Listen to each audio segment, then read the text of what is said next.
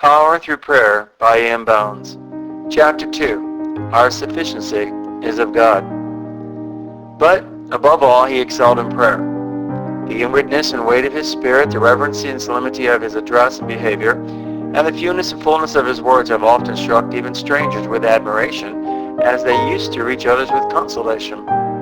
The most awful, living, reverent frame I ever felt or beheld, I must say, was his prayer. And truly it was a testimony. He knew and lived nearer to the Lord than other men, for they that know him most will see most reasons to approach him with reverency and fear. William Penn of George Fox. The greatest and sweetest graces by a slight perversion may bear the bitterest fruit. The sun gives life, but sunstrokes are death. Preaching is to give life. It may kill. The preacher holds the keys. He may lock as well as unlock.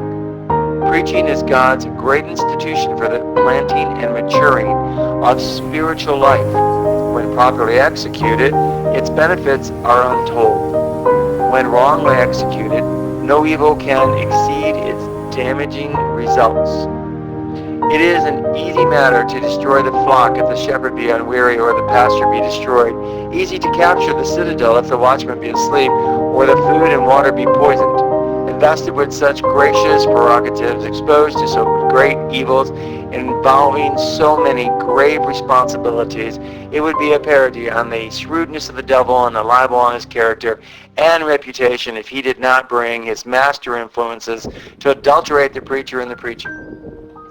In face of all this, the exclamatory interrogatory of Paul, who is sufficient for these things, is never out of order. Paul says, our sufficiency is of God, who also hath made us able ministers of the New Testament, not out of the letter, but of the Spirit. For the letter killeth, but the Spirit giveth life.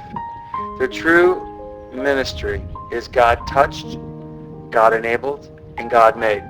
The Spirit of God is on the preacher in anointing power. The fruit of the Spirit is in his heart. The Spirit of God has vitalized the man and the Word.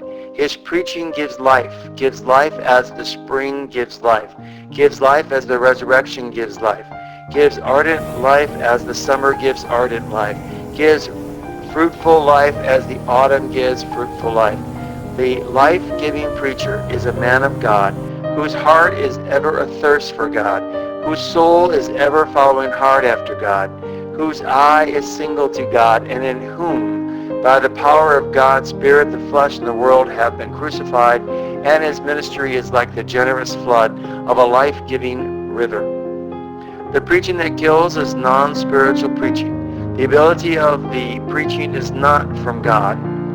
Lower sources than God have given to it its energy and stimulant. The Spirit is not evident in the preacher, nor his preaching. Many kinds of forces may be projected and stimulated by preaching that kills. They are not spiritual forces. They may resemble spiritual forces, but are only the shadow, the counterfeit, life that may seem to have, but the life is magnetized. The preaching that